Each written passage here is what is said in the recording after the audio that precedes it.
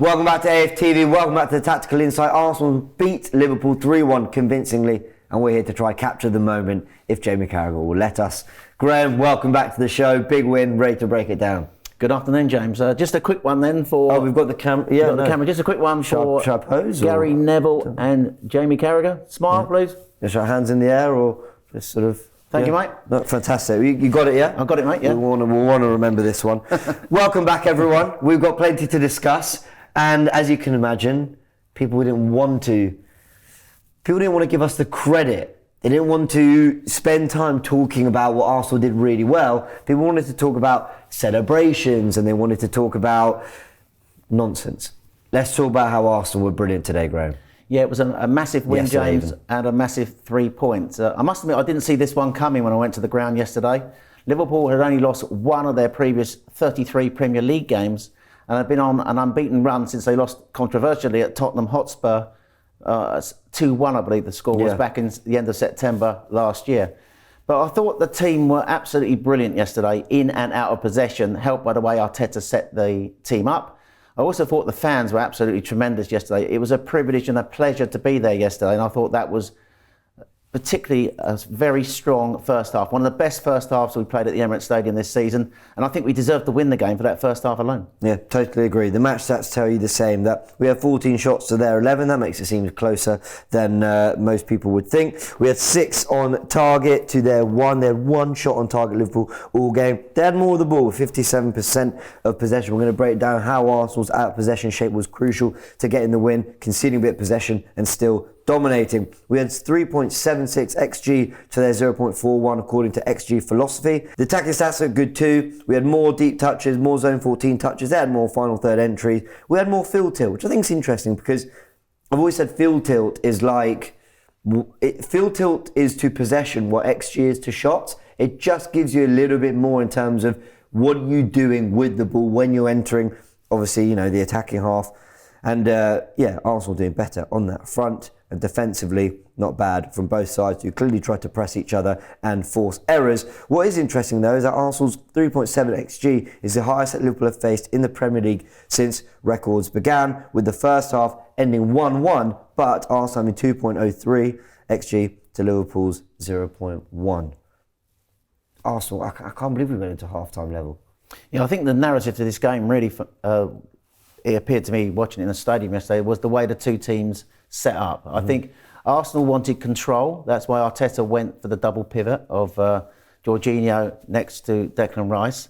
Liverpool liked chaos. And I think the fact that Arsenal controlled the game was in no small measure down to that double pivot of Jorginho and Rice, who were absolutely excellent in the game. And I think it was crucial in the game. I think this is the way to go when you play teams who aggressively press you like Liverpool do, or you play a top team like Manchester City and Liverpool. To have the double pivot for control, to be able to play over a press if they press high, have a focal point like Havertz, and generally, if you look at the stats in the 2 games against Man City and Liverpool this season, James, I think the team have only faced 5 shots in 180 minutes at the Emirates Stadium and only 1 goal, and that was not been scored by the opposition. It was an own goal by us yesterday. So I think setting up yesterday in the double pivot obviously gave us, I think, control in the game and helped us in that match. Totally agree. Now, there's a lot we need to talk about Arsenal tactically on and off the ball. I think we're going to start off the ball because that was the first impact Arsenal had in the game, as well. They're out of possession shape and what Arsenal tried to do to stifle Liverpool, force them into errors, and it worked. Mark our stats with this great graphic here is essentially showing us how every player performed. Every player on the pitch performed in their duels, and you can see that Arsenal had a lot of success in a lot of their duels. But I like this one as well, where it shows the high turnovers, with Arsenal having 5 high turnovers, with 2 of them leading to shot. Liverpool, the great pressers under Jurgen Klopp, with only 1 high turnover. So Arsenal did really, really well to implement an out of possession shape that forced Liverpool into some errors. And I think we should break down how that looked, Graham. And here we are, got the 2 11s, and let's start by just moving everyone up the pitch slightly and then talk us through how this looked. Yeah, this is how Arsenal pressed, James. This is how we were out of possession. I thought the key player, he had a big influence in and out of possession in this game, was actually Jorginho. And we put him there. So obviously in this sort of pressing shape, Arsenal going for their normal 4-4-2 press with Havertz, Odegaard up against the two centre-halves. The midfielders sort of like matching up against each other. But I thought the key here is the way Liverpool wanted to play out. And if you noticed in the Chelsea game, they wanted to go through the middle of the pitch quite a lot, and they had a great lot of joy against Chelsea playing through the middle of the pitch. So I thought Arteta was really bold and brave in this game and aggressive in this game, and he had to get it right. And I thought what he asked Jorginho to do was quite interesting. I didn't see it so much in the stadium yesterday, because when you're watching the game as a fan, you don't see that. But when I watched it back last night, it was clear that he asked Jorginho to push on to McAllister.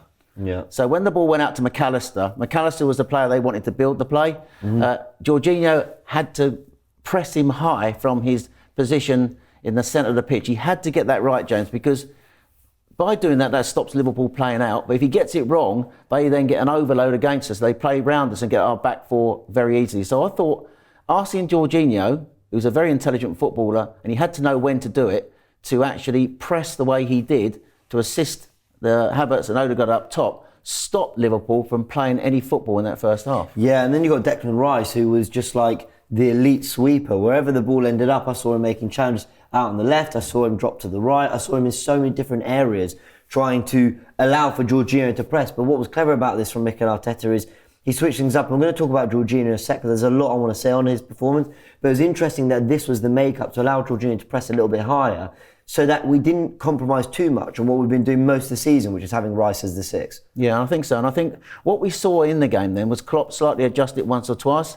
He asked Gomez to come more inside. Yeah, he was inverting. Inverting more than... So you expected Trent to be the one inverting in that first half, but Trent stayed high and wide the way Conor Bradley's been playing this game. And I thought Gomez was inverting. But when he did that, Saka followed him inside and made it very narrow. And then I think what quickly happened is, and this is how it worked really, is that Jones is someone who Liverpool like to play up high on the left-hand side. Because McAllister was struggling in the single pivot to progress the play, I thought Jones then dropped back James in the two. Gomez then went back to his shape. Then what you then saw, once Liverpool did this sort of move, I thought Jorginho then stepped back more into his midfield role, and Arsenal then kept their shape to stop Liverpool playing through him. I thought it was really clever by Arteta to actually stop McAllister receiving the ball deep and playing out in the single pivot, forcing Liverpool to play two of their defenders back in a double pivot to stop them playing through us. Yeah, and what I loved as well about Arsenal was how we always talk about fluidity from an attacking perspective. It's all about movement and, rotational positions, when you're in the attacking third trying to score goals. But I really liked how much Arsenal were alternating defensively in terms of positions. There were times where obviously this is Gomez we're talking about, but Robertson came on and made a dart inside, and Saka followed him all the way in. So he's defending from a right centre-back position as well, winning headers. Reece Nelson clearing on the edge of the area from a header. Kai Havertz, at one point I saw him defending in this area, but okay, so less person in the defensive position. Around here he won a header. Arsenal were just understanding who to pick up, constantly communicating. Odegaard was always pointing and gesturing. Mikel Arteta was coaching throughout the match. And to some it can seem intense and too much, but I think the players... if every game is like that, I think that's too much. I think that's information overload. But for 190 minutes, give me your rule, and we're going to have to constantly communicate and work and figure out and problem solve as we work our way through it with a basic, pressing system and shape. Arsenal executed that brilliantly, and I think it did work from that perspective. We were brilliant out of possession yesterday, and I think we were very intense as well. Yeah. The work rate of the team was superb. Agreed. And a lot of people were saying that Liverpool had no pace in behind from Salah and Nunez, who obviously couldn't start the game, but they still had a lot of quality on that pitch. I thought Diaz was a handful, but Ben White took care of him really well, I thought, in those duels. And I thought that Saliba, albeit he was slightly at fault, I thought more for the goal than Gabriel, was particularly good. Gabriel was solid, and I thought the team worked for each other off the ball to stop Liverpool from really getting shots at our goal. It's amazing. Listen, I'm not saying Salah's not a big miss, right? I'm sure they would have wanted Nunez fit, who, by the way, did come on and did very little. But so Jota, who we've been told all week, he loves it at the Emirates, beware Jota. Diaz, who we know they all rate massively. Gakpo, £35 million signing. No, I don't have a great deal of sympathy. But let's talk about Arsenal's attacking shape then. Because there's a few things I want to cover here. A lot of it's to do with Zinchenko and Jorginho. But let's start with Arsenal's new, I've got new in quotes here, new box midfield. Because when we're talking about box midfield, we're often talking about Zinchenko inverting. to let the left 8 progress forwards, and then you create the box of the left 8, a right 8 in Ødegaard, an inverted left back, and your 6. But this was different from Arsenal, and we'll try and illustrate it here in build up. There we go.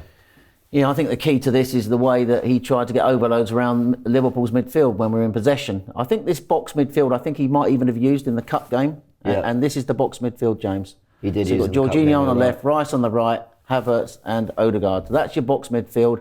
And as you see, it gives us a 4v3 against Liverpool midfield. And that's how we were able to play through them, I thought, in many attacking actions in the first half. Yeah, completely agree. We're going to see that more with the goal. But the other thing I really liked about this shape, if we just open this back up, apologies, there we go. The other thing I really liked about this shape is, this. So let's move to here. That at times, and it was very rare, but at times we did see this as well. We saw Jorginho and Rice playing as the base. Arsenal drop into the back 3. So the 3-2-5 or 3-2-4-1 that we've been talking about for the last 18 months, we did see a little bit of that. It wasn't too much because predominantly we tried to play out via Zinchenko wide, and again we see that with the goal, but we did see a little bit of this as well, which is something I've been wanting to see. Zinchenko moving into that pocket. Again, did it do a lot for us? Probably not. I don't think it was particularly noticeable, but we did see Arsenal doing a few different things, and a big part of that was because of Jorginho's performance in midfield and the kind of flexibility he gave us. What did you make of Jorginho's game? I just think he led the team, really. He was almost like conducting everything, his experience, most passes, most touches, most influence on the game for me. For sure, and this I agree. was, when he plays like this, he's not at Rodri level, I'll give you that, but there's few better number 6s in the world than Jorginho. He's only 32, people forget that. Chelsea have paid £220 million for 2 players to replace him, and yesterday, while he was doing his stuff at the Emirates, they were part of that Chelsea midfield that's getting absolutely hammered by Wolverhampton Wanderers. So his performance yesterday, I think, was the greatest influence on the game. The other thing you haven't mentioned, which I thought really well, we moved the ball a lot quicker yesterday, and we used Gabriel Martinelli. And I know Liverpool are an attacking side, so with Trent going high, he's going to go forward, and that's going to leave space for Martinelli. But we fed him the ball quickly yesterday, which obviously draws Konate out. And Martinelli was absolutely exceptional in that game yesterday. And I've got some things in the roundup stats that showed how good he is against Liverpool. One absolutely brilliant piece of play when he was released in the first half. We had a fantastic run. His pace was electric. And really, Bukayo Saka, when he gets into that box, and Martinelli has done Konate on the outside and slipped it across the box, Saka has to score with that header. He didn't go at it with enough conviction, but Martinelli, I thought we used him really well yesterday. He had a big influence on the game. Completely agree. Let's just get the 11 back up because I want to talk about Jorginho a little bit more. Where is it? Here we go. Arsenal versus Liverpool. Right. So I think that Mikel Arteta reinvented Jorginho's position and role in this team a little bit. Now, I said at the start of the watch along, honestly, 15 seconds in, I said, I don't know if this is just something they're doing in the meantime, like a little tactical just for kickoff, or actually it's how we're going to play the whole game. But Jorginho picked up a different role that you could see from kickoff in this game.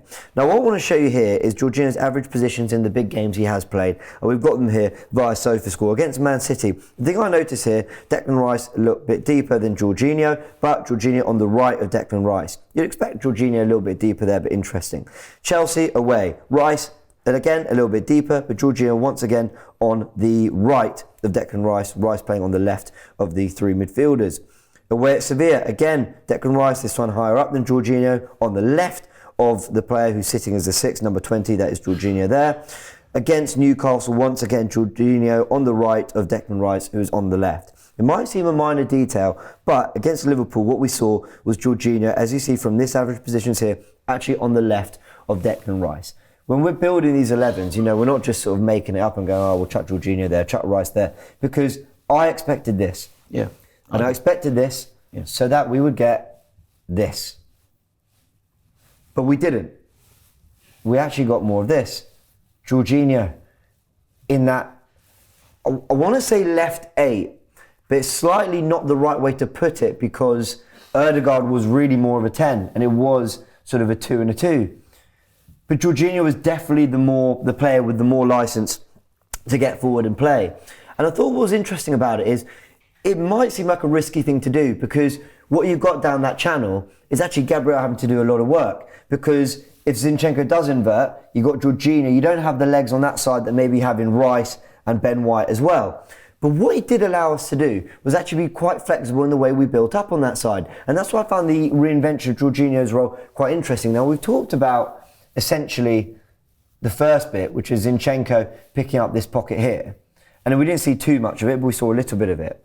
But the other thing we saw is, because of those two in build-up sitting, we saw Zinchenko being able to hug the touchline. And you see that in the goal that we're going to break down here. In fact, I was going to do it a little bit later, but let's do it now because it makes sense. Arsenal's goal. So, Arsenal, this is the shape as we mention it.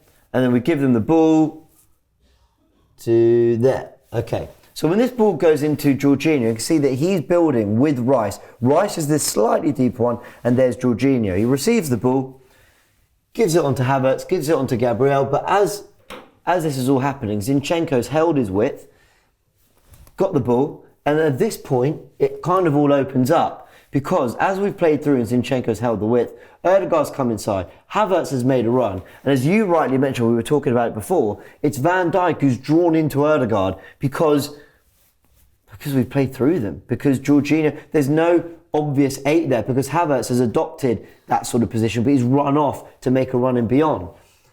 Van Dijk doesn't know what to do, he comes close to Ødegaard, Havertz is through on goal, should score, but there's Saka to put it in the back of the net. But it gave us a lot of tactical flexibility, in my opinion, having Jorginho, that small tweak, just saying you're going to play as the left of the two, and Rice is going to play as the right of the two. That small tweak, I think, allowed us a little bit more different venture down that left-hand side in this game. It's a great point you make, and I think if you run it back again, just 2 points I want to add to the excellent piece that you've created there. Yeah. So if you run it on, you'll notice. Let's slow it down. Slow it down a bit. So when you run it on, you'll notice first of all, as we play out, it goes out to Zinchenko, as you say, has held its width. Yeah. Now, when it comes inside, should we show run that it on now? again? Yeah.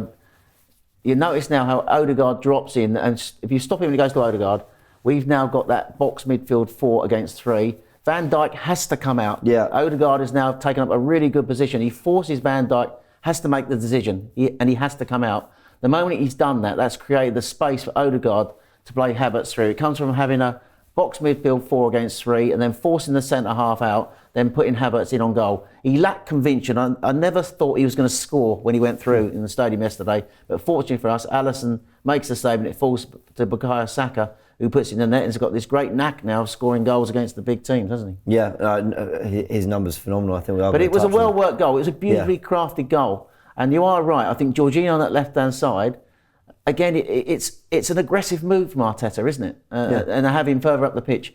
And Arteta went for that game yesterday. We were. If we'd lost yesterday, we would have been 5 points behind them. So we had to win. Yeah. You know, and I think sorry for the Sky narrative yesterday because they'd all set up for the Arsenal loss. But they didn't give Arteta the credit he deserved for his boldness in that game, for actually attacking Liverpool and taking the game to Liverpool. And that was an example of it. A beautifully crafted team goal. And all right, we got a bit of luck with the finish falling to Saka, but I think it was worth it. It was a really decent piece of play. And I thought Martin Ødegaard, I know he's not part of what we're going to talk about today, but I thought he had an absolutely excellent game yesterday and was influential when we attacked. Totally agree. He was outstanding. Now, I think some people might look at that and go, what? So that couldn't have been done with just Jorginho and Rice swapped. But I think it's more than that. It's about off the ball as well. Being able to allow Jorginho to press and go forward and use his defensive instincts. Yes, he doesn't have the mobility of other players, but you wouldn't have thought it yesterday, the way he got around the pitch. His intelligence knowing when to press, when not, and then allowing Rice to be that sweeper again and stay and cover up in those areas when needed to. The balance just felt better. It actually felt like, you do have a dynamic 6 there, and you've got 2 real ball players in Jorginho and Ødegaard. Cool, Ødegaard was closer to Havertz, I acknowledge that, and Jorginho was closer to Rice. But there were times where they were able to look like a midfield 3, so that Rice at times, again, let's get this back up. There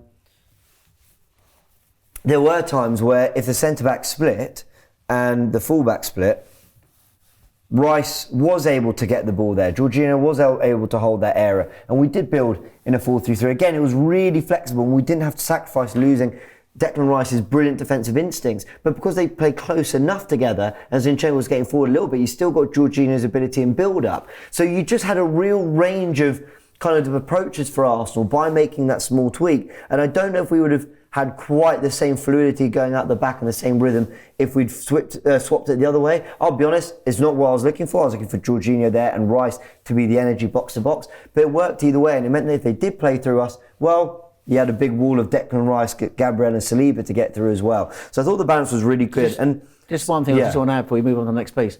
I thought Jorginho was praised by Declan Rice yesterday, and rightly so. Calm, composed. He makes players, I think, look better around him, and I think that's the biggest compliment I can play him also. And I think the question for you before you move on, he's gone, he loves a 4-3-3, and I know it's a fluid shape that Arteta employs, but do you think now, particularly with the big games coming up, even the Champions League restarting, that this with Partey, we know he's going to not be fit for the rest of the season. We know he's out of the I just can't see him playing again for us. That's my view on it. Yeah. But do you think with Jorginho now in this position, next to Declan Rice, is that the way to go? So moving more from the 4-3-3 more to a double pivot 2 to give us that control that Arteta wants? Yeah, probably because you're a massive fan of Jorginho, aren't you? Yeah. He's really impressed me in the year we've had him. I think he's been brilliant. And apart from the one mistake against Tottenham, I can't think he's been faultless, has he? I totally agree. And I think to myself, the beauty of this, as we were just sort of trying to illustrate, is that you can still play the way we've been playing. You can still have, a Zinchenko or Jorginho getting forward, or if they're not doing it, you can have Rice do it because he's the more natural of all of them, getting forward as a box-to-box. So you can in-game make tweaks, and that's why I think this probably is the way forward. The only thing that he lacks is pace, and Chelsea fans will tell you, they've watched him enough to say that he gets bypassed too often, he lacks pace. But I think the way Arsenal's shape is, the way we play, I think we do things in a way that doesn't expose him so much, in my opinion, with Rice next to him. Yeah. And I think, he was doing great things in that game yesterday, not only in the way he was he was breaking up play and making passes, keeping us moving forward. The pressing showed that he's got the energy still to press high, which Arteta wanted. So I think, with Partey, we all wanted a Partey, Odegaard, Rice midfield. We've now got a Jorginho, Rice, Odegaard midfield. It's probably, he's not a massive long ball progressor in the Partey mould.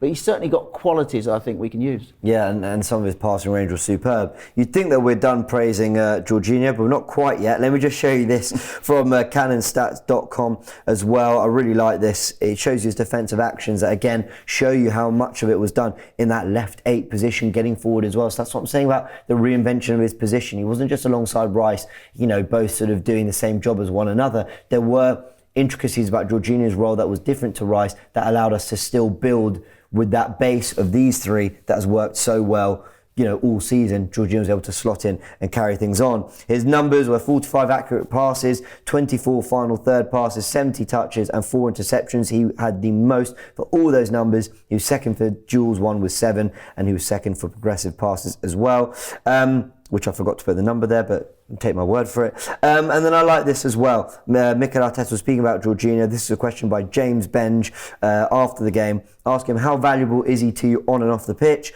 To which Arteta said, unbelievable. I always said he's an example, a role model. He's been in a lot of pain because he's had an issue he's been carrying for months. He didn't want to stop. He's been playing with that. He's been training. Always the first one in and the last one out. For all the kids of the club, if you want to look at somebody, just look at him. He's won everything, but if you ask him not to play or to play for 1 minute like last week, he's happy to go there. Ask him to play 90 minutes at that rhythm and he's able to do that. I'm really lucky to have players like this. Really great words from Mikel Arteta on Jorginho. I think as a fan base, we're all starting to really appreciate him a lot more. And with a year of seeing him play for the Arsenal, I think we're understanding why Mikel Arteta brought him in.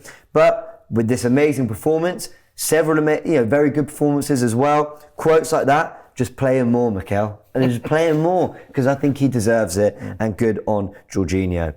Now, we can't speak about the midfield without talking about his partner in there as well. I thought Declan Rice was phenomenal. Some of his numbers, 66 touches, 6 duels won, 5 times he won possession, 5 final third passes, 4 tackles, 3 crosses, 2 chances created and 2 interceptions.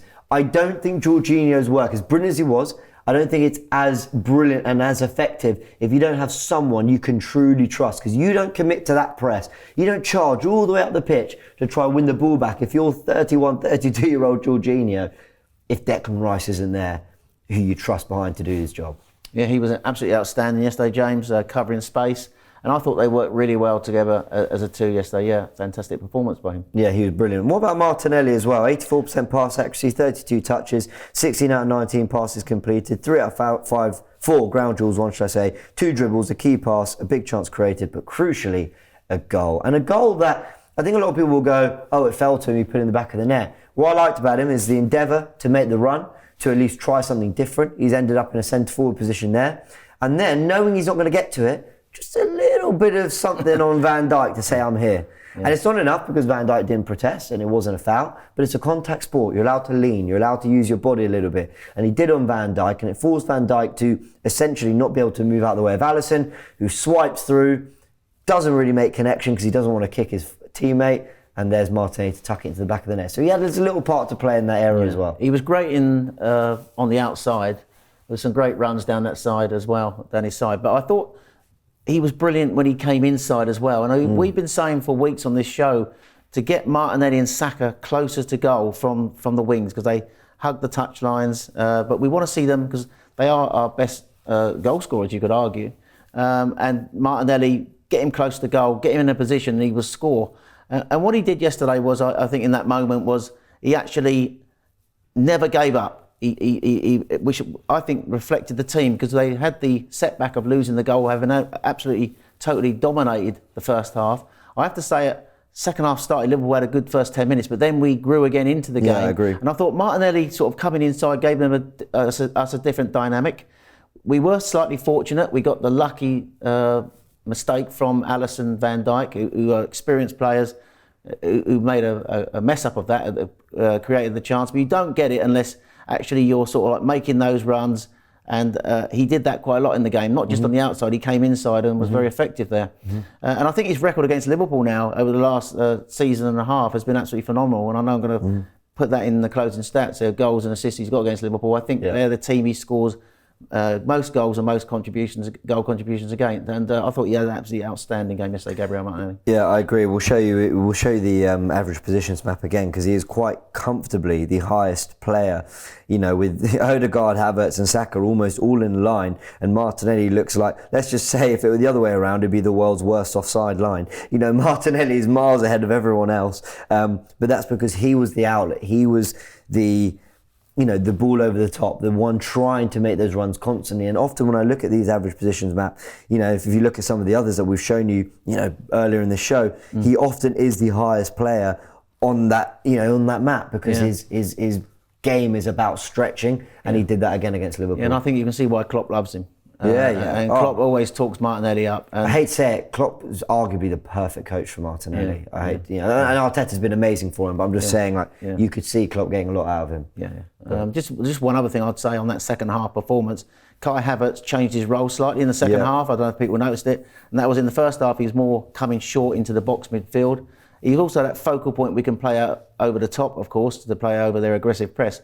But I thought the second half, he was more physical. More shithouse. Yeah, more shithouse. Yeah, that's a great word, mate. Yeah, more shithouse, basically. And he was the one that I thought that was the reason why Konate got sent off, because I don't think he could deal with him.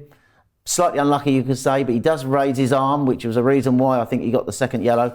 But I thought his physicality was a real problem for Konate, and in the end led to Konate being sent off. So if I'm not mistaken, right, so the first yellow is fair because Havertz tries to drive through in the first half and Konate brings him down, is that correct? And as the ball's come over the top, he's holding him off. Yeah. And then basically he brings him down, stops him, because that was a dangerous situation. Who fouled Havertz in the first half when he was driving? When he had it in this area and he tried to drive forward. Who brought him down? I can't remember who fouled him in the first half. But we had the incident in the second half where he drove into the box.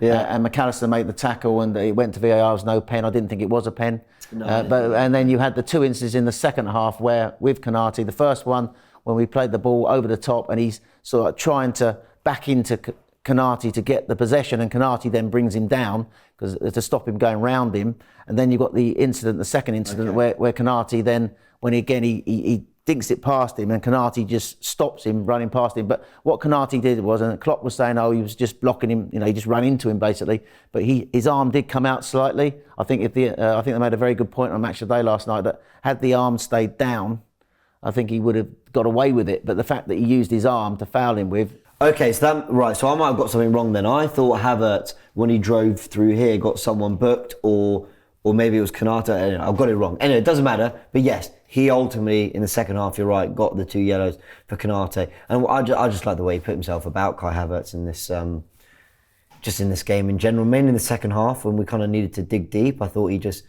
brought out the dark arts a little bit, and I've actually got a bit of respect for that. He's certainly a trier, and I've given him a lot of credit for that in his time at Arsenal. I still want to see a little bit more quality on the ball. When he was driving into the penalty area, I think we could have seen a little bit more, but it was definitely a really solid showing from Havertz that contributed to our win. So good I on think him. Turkish made a great point this morning before the show started that he's on massive money at Arsenal. He's on massive money, so you want to see more than what he gives you. He lacks conviction when he's in front of goal. That's the big problem. But the one thing I'll say in his favour is in the 3 big wins we've had this year, 2 against Man City in the League Community Shield, and this one against Liverpool, he's played at centre forward. He's a 9 for me. So basically, that with the double pivot, I think has been effective in those big games. Yeah, totally agree. Just a quick one: the Liverpool equaliser. Who's to blame? Always sounds harsh, but where did it go wrong? It's sort of like it was coming to the end of the first half. We've absolutely smashed the first half. Should have been more than 1-0 up, in my opinion.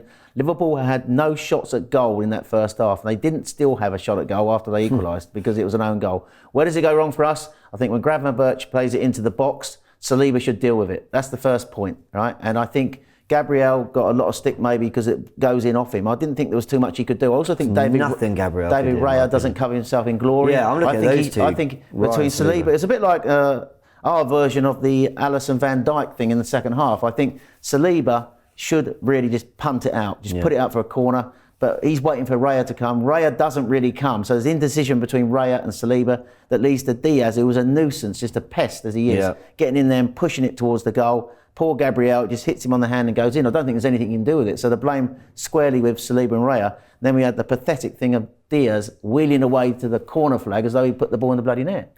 I thought he'd scored at first, James, to be honest. Yeah. But in answer from our point of view, I think Saliba has to deal with that better. He has to put it out. But Raya, and the thing is with Raya's a goalkeeper who Arteta wants to be proactive, to come out and take crosses, to come out and deal with situations like that. For some reason didn't. He stayed on his line. Maybe he thought Saliba was going to put it out. Indecision between them allowed Liverpool to get a poke at goal and it went in off poor Gabriel. Fair enough. While you grab up the roundup stats, I just want to quickly say, mention his part to play in the equaliser. David Raya, I think he could have done better, but otherwise he was terrific. Distribution superb, cross-claiming brilliant. I say a lot of this on Forever Arsenal, but I just want to give the credit to Gabriel as well. Zinchenko, very good first half. Kivior came in and did brilliantly as well. Erdegaard, we've sort of loosely mentioned, but he was terrific. Ben White looking back to his best. And so many, everyone, with Martinelli, Saka, great goal. His numbers are terrific. So many of them deserve a mention. I thought Nelson came on, did brilliantly. Trossard, fantastic cameo, again off the bench. Impact player? Yeah. They all deserve we were arguing the other week whether Martinelli should be the impact player. Yeah. But whoever comes on out of Trossard or Martinelli has an impact on the game. And that was brilliant what he did yesterday. By then, Liverpool down to 10. Yeah. He got slightly fortunate, I think, when he drills it across, I think deflects slightly off Van Dijk, which wrong foots Alisson and goes between his legs. But Trossard was really good when he came on yesterday. Yeah, totally agree. And also, all this that's being said, credit to Mikel Arteta. And we've explained it and talked about how brilliant it is without actually, I haven't said those words, but Arteta, big win, tactically phenomenal in this game, slight tweaks, made a huge difference, and he was constantly on it in game, subs were perfect.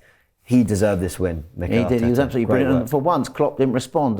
Klopp has the great habit in games of tweaking his team and responding to what other managers are doing. I think he was helpless in this game. Obviously not helped by the fact that he's got players out, he would argue. But Arteta was absolutely brilliant tactically and set Arsenal up in and out of possession and gave us the tools to win that game, James. Totally agree. Take it away with the roundup stats to round off our biggest win of the season. Right, James. Arsenal's are unbeaten now in their last 4 Premier League games with Liverpool. That's 1-2 drawn 2. Their longest unbeaten run against the Reds since 2014-15 and 2015-16 campaigns.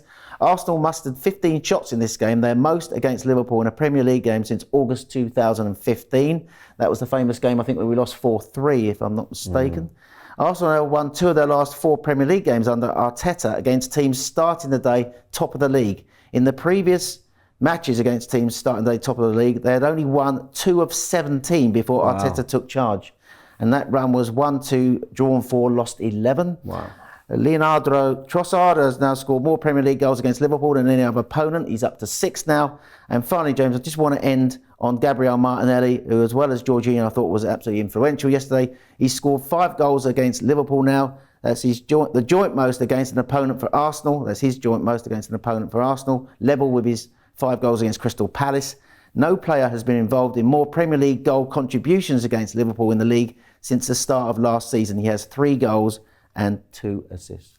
Amazing. Everyone, hope you've enjoyed it. Let us know your thoughts in the comment section below. We will, of course, be there to read your thoughts, get your thoughts. Anything we might have missed, let us know. Subscribe to AFTV if you haven't yet, and go indulge in this victory, from the fan cams to the full-time show. Of course, if you've watched this, a big, big thank you. Go check out Bayes Premier League, and then head over to DR Sports to see Robbie having a good time enjoying the win with our rivals who all doubted us. I didn't, and many didn't. Arsenal, big win. We're back in the title race. I don't think we're ever truly out of it, but we're certainly in the thick of it now. Let's build on it. West Ham next week. Looking forward to it. Catch you in a bit.